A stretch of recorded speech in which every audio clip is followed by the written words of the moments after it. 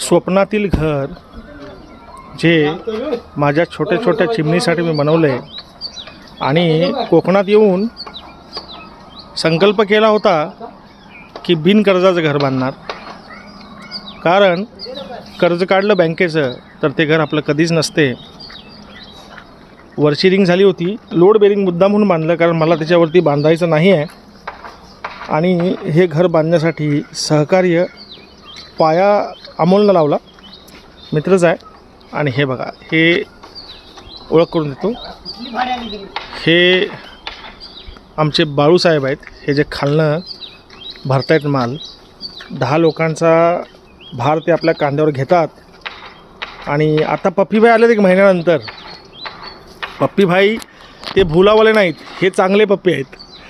आणि दिलीप मिस्त्री आहेत, ते काम करतायत सुरुवातीपासून आत्तापर्यंत 3000च्या वर चिरा लागला आहे घराला, त्यांनी लावला आहे.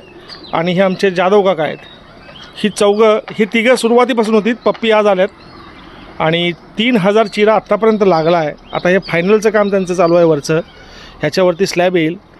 आणि ह्या शोष खड्डे, ह्या टाक्याही त्यांनीच बांधल्यात. तर महत्त्वाचा मुद्दा असा आहे की समाधानी माणसं जर असली ना कामावरती, तर काम करण्यालाही खूप चांगलं वाटतं आणि काम करून घ्यायलाही मजा येते. कधी पैशाचा त्रास नाही, तगादा नाही. प्रत्येकी 2 दिवसानंतर त्यांचा हिशोब होतो, त्यांना पैसे देतो. कधी कधी पैसे नसले तरीही ती थांबतात आणि मनानं काम करतात, स्वतःचं घर असल्यासारखं. तर ही 4 झालीत अमोलची टीम ज्यांनी पाया लावला.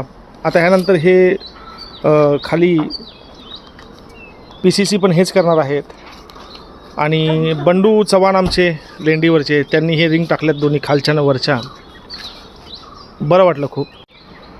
3000 फाडी खांद्यावरून उचलून ह्या बाबानं बाळून आणून दिला आहे.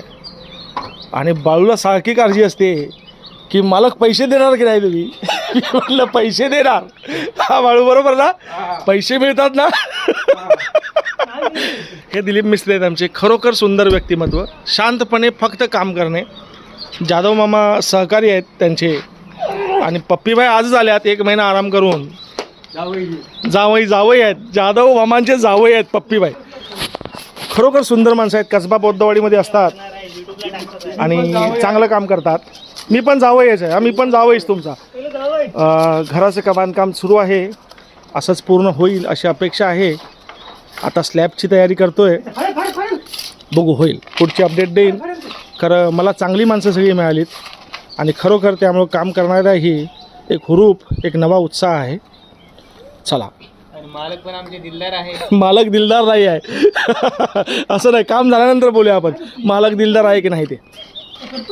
कष्टाचं काम आहे भाई, त्यामुळं कष्टाचे पैसे कोणाचे थांबवले नसले पाहिजे.